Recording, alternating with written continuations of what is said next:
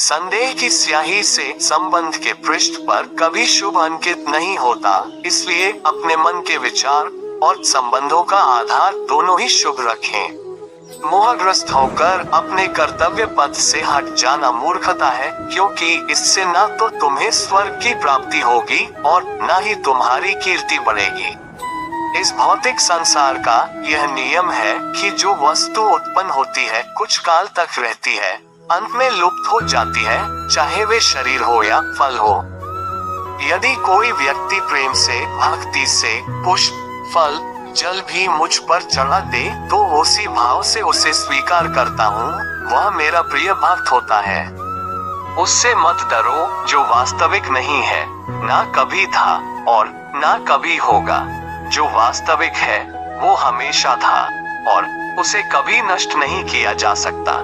जीवन में आधे दुख इस कारण जन्म लेते हैं क्योंकि हमारी आशाएं बड़ी होती है। इन आशाओं का त्याग करके देखो, जीवन में सुख ही सुख है। अपने परम भक्तों जो हमेशा मेरा स्मरण या एक चित मन से मेरा पूजन करते हैं, मैं व्यक्तिगत रूप से उनके कल्याण का उत्तरदायित्व लेता हूँ। जन्म लेने वाले के लिए मृत्यु उतनी ही निश्चित है जितना कि मृत होने वाले के लिए जन्म लेना। इसलिए जो अपरिहार्य है उस पर शोक मत करो। श्री कृष्ण ने कहा है, अगर तुम्हें किसी ने दुखी किया है तो बुरा मत मानना। लोग उसी पेड़ पर पत्थर मारते हैं जिस पेड़ पर ज्यादा मीठे फल होते हैं। अंत काल में जो मनुष्य मेरा स्मरण करते हुए देह त्याग करता है वो मेरी शरण में आता है। इसलिए मनुष्य को चाहिए कि अंत काल में मेरा चिंतन करे।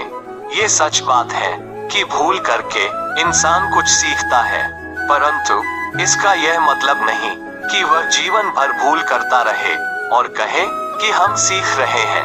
कृष्ण कहते हैं, इस जगत में मनुष्य भौतिक वस्तुओं का भोग कर सकता है। अगर वे चाहे तो सब कुछ छीन सकते हैं। मनुष्य कुछ भी नहीं कर सकता। स्वार्थ से रिश्ते बनाने की कितनी भी कोशिश करें वो कभी नहीं बनते हैं, और प्रेम से बने रिश्तों को कितना भी तोड़ने की कोशिश करें वो कभी नहीं टूटते।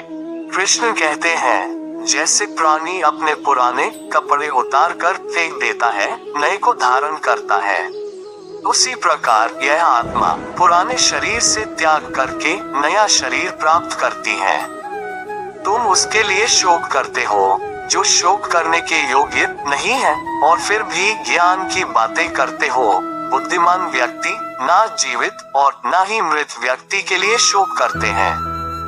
मन की गतिविधियों, होश, श्वास और भावनाओं के माध्यम से भगवान की शक्ति सदा तुम्हारे साथ है और लगातार तुम्हें बस एक साधन की तरह प्रयोग कर सभी कार्य कर रही है।